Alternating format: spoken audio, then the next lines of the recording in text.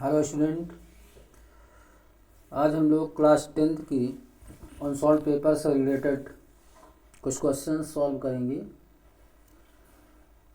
तो ये 2023 set number 4 से कुछ क्वेश्चन लिए गए हैं, जिसमें पहला क्वेश्चन है कि बिंदु P 2, -3 और बिंदु Q 10, y के बीच की दूरी 10 मात्रक है, तो y का मान क्या होगा। तो देखिए, एक बिंदु आपको दिया है P और P के जो पॉइंट्स दिए गए हैं वो 2, -3 है, और दूसरा बिंदु एक आपको Q दिया है और Q के जो पॉइंट्स आपको दिए गए हैं, Q के पॉइंट्स वो कितना है 10, y है, 10, y है। और ये कहा है कि PQ के बीच डिस्टेंस 10 मात्रक है, मतलब ये 10 मात्रक है। जो P और Q के बीच की दूरी है ये कितना दिया है, 10 मात्रक दिया है, 10 मात्रक यानी 10 मात्रक है ये। तो कह रहा है कि y का मान क्या होगा। तो y का मान क्या होगा, तो देखिए PQ के बीच की डिस्टेंस जो आपको डायरेक्ट दी गई है 10, वही डिस्टेंस हम दो पॉइंट की बीच की डिस्टेंस, दो बिंदुओं के बीच की दूरी से निकाल सकते हैं। तो यहाँ पर जो P से Q की डिस्टेंस है वो कितना है, वो 10 है, और PQ की डिस्टेंस दो बिंदुओं के बीच की दूरी का फार्मूला क्या होता है। तो फार्मूला हमने पढ़ा है कि x2 - x1 का whole square plus y2 - y1 का होल स्क्वायर इक्वल टू क्या दिया है, 10। अब हम यहाँ से देख के वैल्यू पुट करते हैं। पॉइंट में देखिए हमारा ये क्या होता है, x1 ये y1 होता है, ये क्या है x2 और ये क्या होता है y2 होता है। तो यहाँ पर हमें सबसे पहले क्या रखना है, x2। तो x2 हमारा 10 है, तो x2 को हमने 10 रख दिया माइनस x1। तो x1 वाला पॉइंट देखिए, x1 आपका 2 है, तो x1 को हमने 2 रख दिया, होल स्क्वायर लगा दिया। और y1 कितना है, तो y1 स्टूडेंट हमारा यहाँ पर y1 कितना है, y1 देखिए y1 हमारा -3 है, और y2 कितना है, y2 हमारा y है। तो पहले y2 रखना है, तो y2 हमने y रख दिया और माइनस y1 कर दें। तो y1 कितना है, y1 हमारा -3 है, तो माइनस यहाँ भी है, माइनस यहाँ भी है। और जो y1 का मान है, देखिए y1 का मान भी माइनस में है, तो माइनस माइनस प्लस, और यहाँ पर क्या आ जाएगा, +3 आ जाएगा। तो इसका होल स्क्वायर इक्वल टू 10। तो अंडर रूट इसको सॉल्व करते 10 - 2 8 हो जाएगा, तो 8 का स्क्वायर, और y+3 का स्क्वायर ही लिखते हैं इक्वल टू 10। अब अगर हम दोनों पक्षों का वर्ग कर दें, जब वर्गमूल लगा हो, वर्गमूल को हटाना हो तो क्या करते हैं, वर्ग करते हैं। तो अगर हम दोनों पक्षों का वर्ग कर दें, दोनों पक्षों का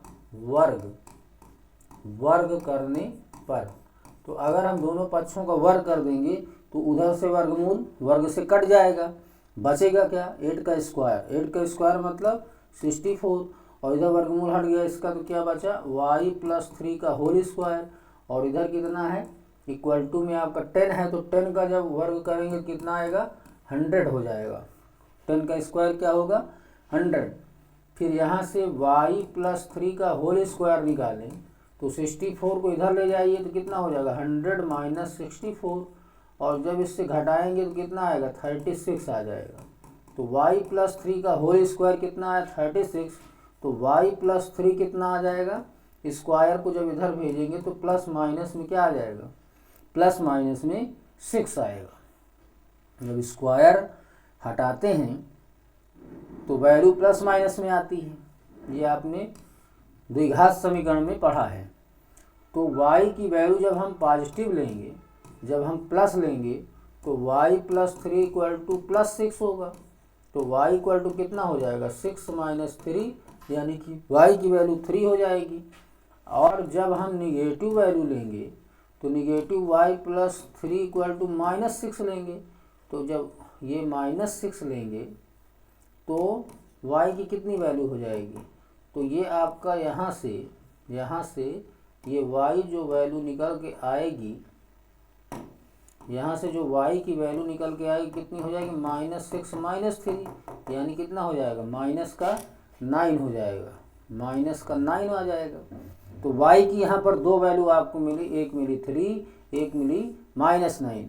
तो 3 और -9 किस ऑप्शन में आता है, तो 3 और -9 ऑप्शन नंबर बी होता है, बी हमारा करेक्ट हो जाएगा।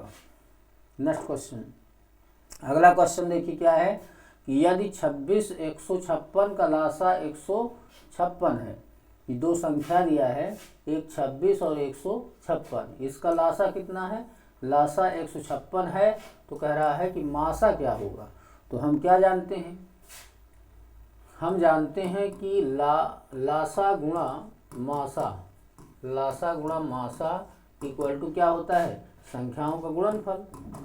लासा गुणा मासा बराबर क्या होता है, संख्याओं का गुणनफल। तो लासा यहाँ पर कितना है, लासा यहाँ 156 है, तो हमने लासा की जगह 156 लिखा। और मासा हमको निकालना है, तो मासा को हम क्या लिख देंगे, मासा लिखेंगे, मासा को मासा लिख देंगे इक्वल टू संख्याओं का गुणनफल। तो संख्या क्या है, 26 और 156, तो 26 और 156 को गुणा में लिख देंगे। फार्मूला लासा गुणे मासा बराबर संख्याओं का गुणनफल। लासा हमारा दिया है 156 रख दिए, मासा हमको निकालना है संख्याओं का गुणनफल, तो 26 और 156 का गुणा कर दिए। अब यहाँ से जब आप मासा निकालेंगे तो मासा इक्वल टू क्या हो जाएगा, 26 गुणा में 156 और बटा में अपॉन में क्या आ जाएगा, अपॉन में 156 आ जाएगा। तो 156 से 156 कैंसिल हो जाएगा, तो आपका क्या बचेगा, मासा आपका बच जाएगा कितना, 26। तो आंसर में देखें 26 किस में आ रहा है, ऑप्शन नंबर बी में 26 आ रहा है। तो ऑप्शन नंबर बी आपका करेक्ट हो जाएगा। नेक्स्ट क्वेश्चन देखते हैं। अगला क्वेश्चन है कि यदि समीकरण 2x² + ax + 6 = 0 का एक मूल कितना है, 2 है, तो a का मान बताइए। तो यदि किसी भी द्विघात समीकरण का कोई मूल दिया है, तो वो द्विघात समीकरण में चर का मान होता है। तो वो चर का जो मान होगा वो द्विघात समीकरण को सेटिस्फाई करेगा, मतलब संतुष्ट करेगा। तो हम क्या करेंगे कि जो हमें दिया है 2x² + ax + 6 = 0, क्योंकि इसका एक मूल कितना दिया है, 2। तो समीकरण द्विघात समीकरण में x के कितने मान होते हैं, 2, यानी x के 2 मूल होते हैं, और दोनों मूल क्या होंगे, समीकरण को संतुष्ट करेंगे। तो इसलिए x = 2 इसमें रख देंगे। तो x = 2 रखने पर कितना आएगा, यहाँ पे रखिए 2, तो 2 × 2 का स्क्वायर हो जाएगा। जब x की वैल्यू 2 रखेंगे, यहाँ x का मान 2 रखेंगे तो 2a हो जाएगा, और +6 = 0। ये कितना होगा, 2 दूनी 4, दूना 8 हो जाएगा, +2a + 6 = 0। तो 2a और 6 8, 8 6 14 हुआ, तो 14 = 0। तो 2a = कितना हो गया, -14 हो गया। तो a = कितना हो जाएगा, -14 बटा में 2, तो 2 7 14, तो a का मान कितना आ जाएगा, a का मान -7 आ जाएगा। तो कौन सा ऑप्शन करेक्ट हो जाएगा, ऑप्शन नंबर डी करेक्ट हो जाएगा, ऑप्शन नंबर डी करेक्ट हो जाएगा। नेक्स्ट क्वेश्चन देखते हैं। क्वेश्चन नंबर 4 लिखा है कि दो संख्याओं का योगफल और अंतर क्रमशः 8 और 2 है। दो संख्याएं हैं, उनका योगफल और अंतर दिया गया है, तो हमें संख्याएं ज्ञात करना है। तो दो संख्या में एक संख्या को आप मान लीजिए कि एक संख्या x तथा दूसरी संख्या, एक संख्या x तथा दूसरी संख्या क्या मान लेंगे, y है। तो प्रश्नानुसार, प्रश्न में क्या दिया है, प्रश्नानुसार क्या दिया है कि संख्याओं का योगफल, योगफल मतलब x + y, योगफल कितना है, 8 है, और संख्याओं का अंतर, अंतर का मतलब x - y दिया है। तो x - y कितना है, 2 है। तो हमें संख्याएं निकालना है कि x कितना होगा, y कितना होगा। तो यहाँ पर देखें, इनको हल करना है तो विलोपन विधि का प्रयोग करें, तो y से y कैंसिल, x और x को जोड़ेंगे तो दोनों प्लस में जुड़कर 2x हो जाएगा। x और x कितना हो जाएगा 2x हो जाएगा। 8 2 जोड़े तो 10 आया, तो x का मान कितना आया 10 बटा में 2, 2 पंचे 10, यानी x का मान 5 आ गया। अब ऑप्शन में देखें तो x का मान 5 कहाँ है, तो x का मान 5 बी ऑप्शन में पड़ता है। और किसी ऑप्शन में 5 नहीं दिया है तो 100% यही ऑप्शन आपका करेक्ट होगा। और y का मान आप निकालना चाहते हैं तो y का मान निकाल सकते हैं। x प्लस वाई आपका 8 दिया है और x का मान कितना आया है 5, तो 5 प्लस वाई इक्वल टू 8, तो y इक्वल टू 8 माइनस 5 यानी कि 3, यानी कि 5 के साथ 3, तो ऑप्शन नंबर बी आपका करेक्ट हो जाएगा। ओके, नेक्स्ट क्वेश्चन देखते हैं। दिया है कि समीकरण 4x² माइनस 12x प्लस 9, समीकरण है 4x² minus 12 equal to 9 plus 9 equal to 0 होना चाहिए, क्योंकि ये समीकरण है। तो 4x² minus 12x plus 9 equal to 0 के मूल होंगे। इसके मूल कैसे होंगे, वास्तविक और असमान होंगे कि वास्तविक नहीं होंगे, कि वास्तविक और बराबर होंगे कि शून्य होंगे। तो समीकरण क्या दिया है 4x² minus 12x plus 9 equal to 0 के मूल कैसे होंगे हमको चेक करना है। तो मूल यानी यहाँ पर हमें मूलों की प्रकृति चेक करनी है, और मूलों की प्रकृति चेक करने के लिए हम विविक्तकर निकालते हैं। और विविक्तकर क्या होता है b² माइनस 4ac का मान। तो सबसे पहले हम क्या करेंगे, इस समीकरण की तुलना करेंगे मानक समीकरण, मानक द्विघात समीकरण ax² plus bx plus c से करेंगे। तो a का मान कितना होगा, a का मान x² का कोफिशिएंट होता है तो a का मान 4 हो जाएगा। b हमारा x का कोफिशिएंट होता है तो b का मान -12 हो गया। और c हमारा कांस्टेंट टर्म यानी अचर पद होता है तो c का मान 9 हो गया। तो हमें क्या निकालना होता है b² माइनस 4ac निकाल करके हम मूलों की प्रकृति को चेक करते हैं कि मूल कैसे होंगे। तो b का मान -12 है तो -12 का स्क्वायर 4ac माइनस 4ac, तो 4a का मान कितना है 4 है और c का मान कितना है 9 है। इसको सॉल्व कर तो 12 का वर्ग करेंगे तो 144 हो जाएगा। माइनस का वर्ग कितना होता है प्लस होता है, -4 चौके 16 और 16 का 16 में 16 मतलब 16 का गुणा 9 में करना है तो 16 9 में कितना होता है 144, 16 9 जा 144 होता है। तो 16 9 144, तो 144 हो गया। तो 144 माइनस 144, तो b² माइनस 4ac क्या आया 0 आया। तो b² माइनस 4ac 0 आया, यानी आपका जो विविक्तकर है उसका मान 0 आया, शून्य आया। तो जब विविक्तकर का मान शून्य होता है तो समीकरण के मूल कैसे होते हैं, वास्तविक और बराबर होते हैं।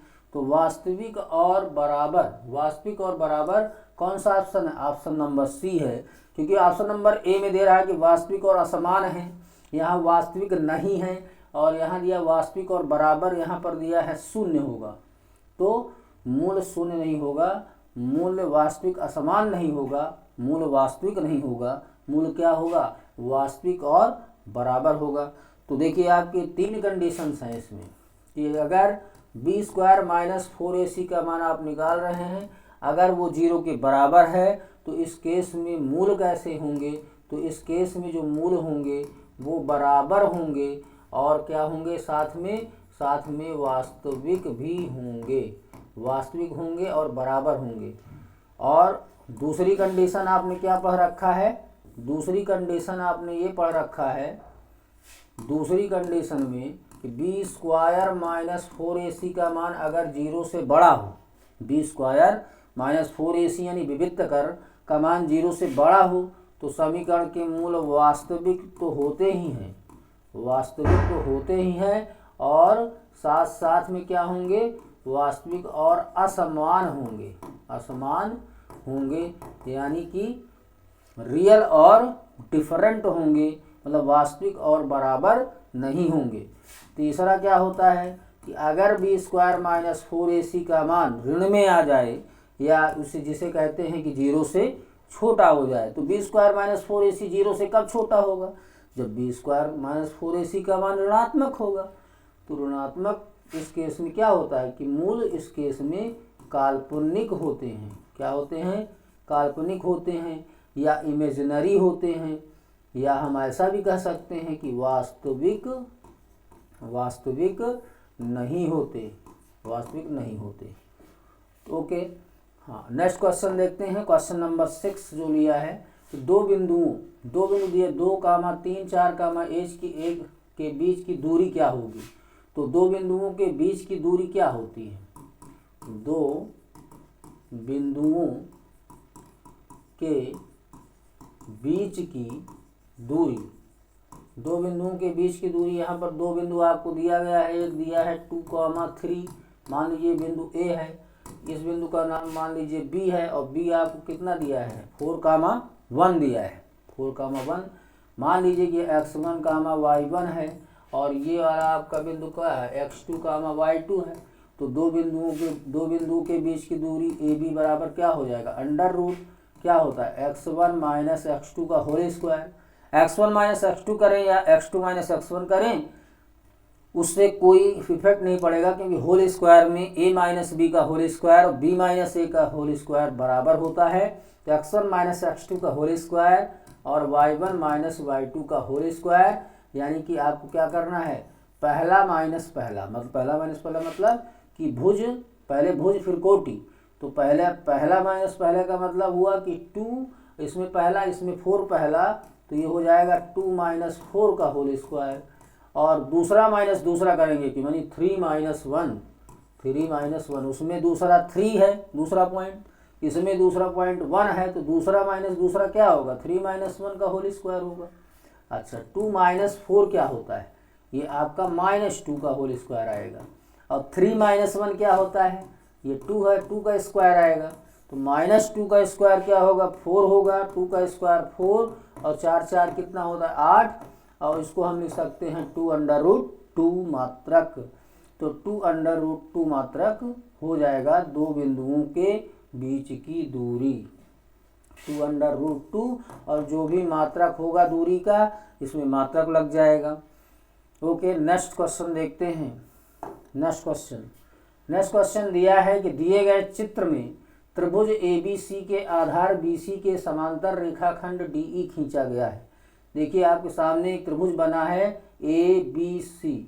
इस त्रिभुज ABC में BC आधार ये BC है, इस BC के समांतर एक रेखा DE खींची गई है, ऐसा इसने बताया है।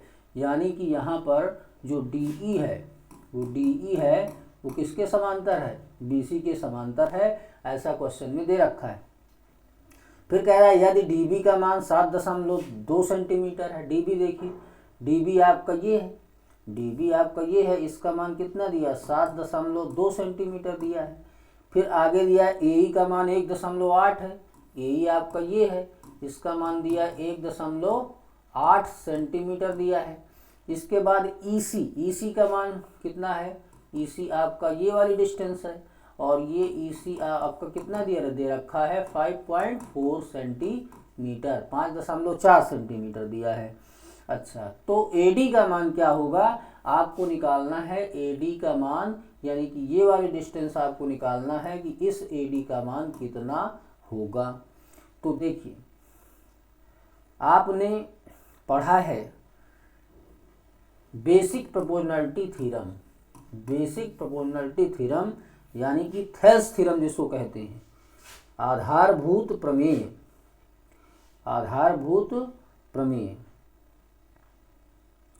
तो आधारभूत समानुपाती जो प्रमेय है आपकी, वो क्या है कि अगर यदि DE समांतर BC हो, तो थेल्स प्रमेय आपकी क्या कहती है कि अगर DE समांतर BC है तो AD/DB, अगर DE समांतर BC है तो AD/DB का रेशियो किसके इक्वल होता है? AE/EC के रेशियो के इक्वल होता है। AD/DB इक्वल टू AE/EC, यानी AD/DB इक्वल टू AE/EC होता है। अब इसमें आपको क्या क्या पता है? देखिए, DB आपको 7.2 पता है, तो dB को आपने 7.2 रख दिया। AD क्या है, AD आपको निकालना है तो AD को हमने AD रख लिया। AD निकालना है तो AD को AD रख दिए, इक्वल टू AE आपका 1.8 दिया है तो 1.8 रख देंगे, और EC कितना दिया है 5.4, तो EC को 5.4 रख देंगे। अब आपको AD निकालना है, तो देखिए AD क्या हो जाएगा, तो AD इक्वल टू हो जाएगा 1.8 बटा में 5.4, और जब AD निकालेंगे तो इसका तिर्यक गुणा यहाँ होगा, तो तिर्यक गुणा से क्रॉस मल्टीप्लिकेशन से 7.2 यहाँ पहुँच जाएगा मल्टीप्लाई में, तो यहाँ हो जाएगा 7.2। अच्छा, इसका दशमलव इससे अगर हटा दें तो ऊपर क्या होगा 1.8, नीचे क्या बचा 54 बचा, यहाँ पर क्या बचा 78 बचा। अब इसको काट दीजिए, तो काटते हैं इसको, तो यहाँ पर देखिए काटिए इसको, तो 2 दूनी 4, 2 सत्ते 14 होगा, 2 तियाँ 6, 2 नवे 18 होगा, 9 से काट दीजिए, 9 से नहीं कटेगा, तो यहाँ पर 3 से काटिए, 3 नवे 27 होगा, 3 एकम 3, 3 9 होगा, तो कितना आ गया ये 1.8 गुणा में बचा 13 बटा में क्या बचा 9। तो अगर हम यहाँ से देखें तो ये कितना आएगा, ये आपका हो जाएगा,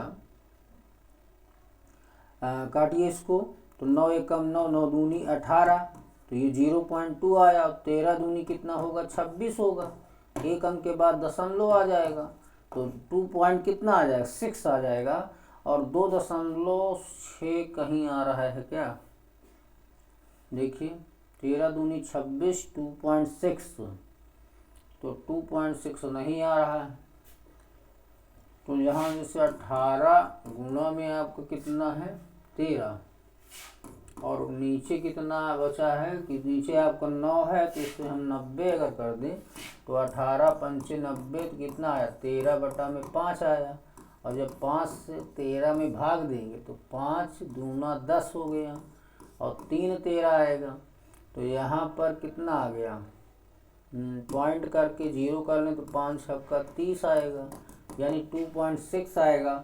तो ये 2.5 दिया है, तो ये 2.6 ये ऑप्शन होना चाहिए, ये ऑप्शन आपका 2.6 होना चाहिए, तो ऑप्शन नंबर डी आपका करेक्ट हो जाएगा, ऑप्शन नंबर डी करेक्ट हो जाएगा। तो थेल्स थ्योरम याद रखेंगे कि ABC अगर कोई ट्रायंगल है, त्रिभुज है, उसमें DE के समांतर BC है, तो AD upon DB equal to AE upon EC होता है, और इसमें ऐसे भी होता है कि AD upon AB equal to AE upon AC होता है। तो ये जो है थेल्स थ्योरम से आप जानते हैं, तो इस क्वेश्चन को इस तरह से सॉल्व कर लेंगे। नाउ नेक्स्ट क्वेश्चन देखिए, क्या चित्र में त्रिज्यखंड OAB दिया है, त्रिज्य में ये चित्र है, इसमें एक त्रिज्यखंड है OAB एक त्रिज्यखंड है, कह रहा है इसका क्षेत्रफल क्या होगा।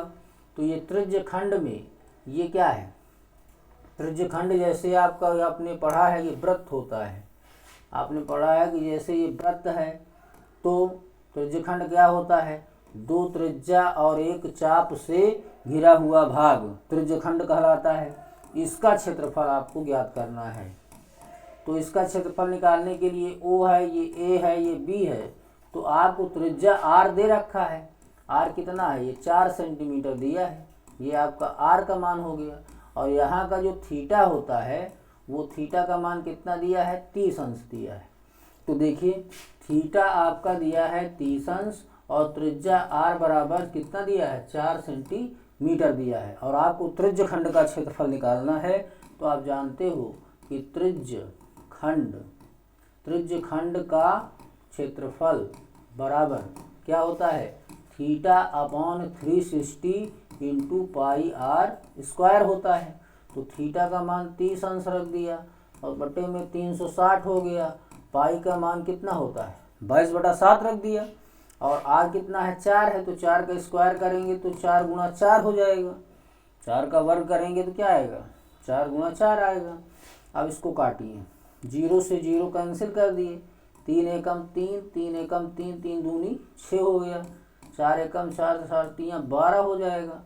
तो अब आपका कितना आ जाएगा, तो ये बराबर में हो जाएगा 22 गुणा 4, 22 चौके 88 होता है, 22 चौके 88 होता है, 22 चौके 88। और नीचे कितना आ रहा है 7, और ये कितना आएगा सेंटीमीटर स्क्वायर में आ जाएगा, सेंटीमीटर स्क्वायर में। देखिए फिर से कि 0 से 0 आपका कैंसिल हो गया है, 3 एकम 3 और 3 एकम 3, 3 दूना 6, फिर इसको हमने काटा, 4 एकम 4, 4 3 12, तो ऊपर नीचे आपको कितना बचा है 7 बचा है, और यहाँ 3 भी बच रहा है, तो 7 त्रिक 21 नीचे बच रहा है, नीचे कितना बच रहा है 21 बच रहा है, और ऊपर कितना है 88।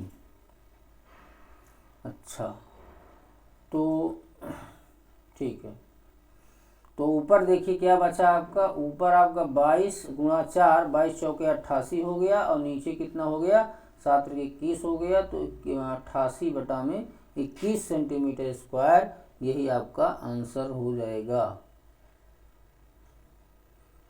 तो स्टूडेंट इस तरह से एक क्वेश्चन नंबर 8 हमारा हो गया। क्वेश्चन नंबर 9, क्वेश्चन नंबर 9 था, ये क्वेश्चन नंबर 10 सॉल्व करना है कि एक आयताकार कागज, एक आयताकार कागज है। देखिए आयताकार आयत क्या होता है, ये इस तरह से ये आयताकार कागज है, और ये 40 गुणे 22 दिया, यानी कि 40 सेंटीमीटर इसकी लंबाई है आयताकार कागज की, और 40 गुणा 22, और 22 सेंटीमीटर क्या हो जाएगा, 22 सेंटीमीटर इस आयताकार कागज की चौड़ाई हो जाएगी।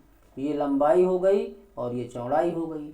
अब कह रहा है इसको मोड़ करके खोखले बेलन के आकार में बनाया जाता है जिसकी ऊंचाई 40 है, जिसकी ऊंचाई क्या है 40 है। तो इससे जो है एक बेलन बनाया जाता है जिसकी ऊंचाई 40 है। इसका मतलब है कि अगर ऊंचाई 40 है तो हम इसे चौड़ाई की तरफ मोड़ते हैं, तो इसको हम ऐसे फोल्ड करेंगे, इसको हम क्या करेंगे, इसको हम ऐसे घुमा के कागज को ऐसे फोल्ड करेंगे, तो ये जो 22 वाला है ये आपका ऐसे गोल गोल बन जाएगा, मतलब सर्कुलर हो जाएगा, और नीचे भी ये गोल रहेगा, 2 बेस बनेंगे क्योंकि इसको मोड़ा जाएगा तो उधर से भी मुड़ेगा, और 40 सेंटीमीटर ऊंचाई बन जा रही है। ये बेलन की जो ऊंचाई है ये आपकी 40 सेंटीमीटर बन गई। अच्छा ये हमारा क्या होता है, ये हमारा पूरा मुड़ करके क्या बनाएगा, वो वृत्त की परिधि बनाएगा। यानी कि यहाँ देखें तो वृत्त की परिधि 2πr जो बनेगी, ये घुमावदार जो बाउंड्री है वो लेंथ की बाउंड्री की लेंथ हो जाएगी, और बाउंड्री की लेंथ 2πr कौन सा घूमेगा, ये 22 वाला घूमेगा, ये 22 वाला घूमेगा। ये जो 22 चौड़ाई है ऐसे घूमेगा, क्योंकि ऊंचाई कितनी बन रही है, ऊंचाई हमारी 40 हो रही है, तो 2πr जो होगा वो हमारा 22 हो जाएगा। तो यहाँ से हम त्रिज्या निकालें तो r बराबर कितना हो जाएगा, 22 बटा में 2π हो जाएगा।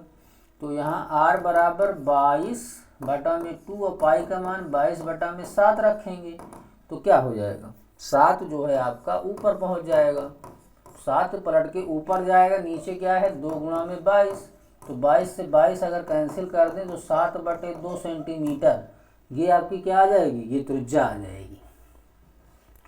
r का मान 7 बटे 2 सेंटीमीटर हो जाएगा। अच्छा ऊंचाई इतनी है तो बेलन की त्रिज्या क्या होगी, तो त्रिज्या ही हमसे पूछ रहा है, तो त्रिज्या 7/2, तो 7/2 तो कहीं ऑप्शन में दिख नहीं रहा, तो अगर हम 7/2 नहीं दिख रहा है तो इसको दशमलव में देख लें कि 2 को जब 7 से हम भाग देंगे तो 2 तिया में 6, एक आएगा दशमलव करके 0, तो 2 पंचे 10, ये कट के 0 हो गया, तो 3.5 सेंटीमीटर आ जाएगा, यानी कि हमारा ऑप्शन नंबर 1 करेक्ट हो जाएगा। तो स्टूडेंट इस तरह से हम लोगों ने 10 क्वेश्चंस MCQ के सॉल्व किए हैं, इनको आप लोग ध्यान से करिए। अगर कोई प्रॉब्लम आती है तो आप कमेंट के माध्यम से बता सकते हैं। अगर कोई बात आपको नहीं समझ में आई है तो आप कमेंट से बताएंगे, तो आपको निश्चित रूप से उसका आंसर मिलेगा। तो थैंक यू स्टूडेंट।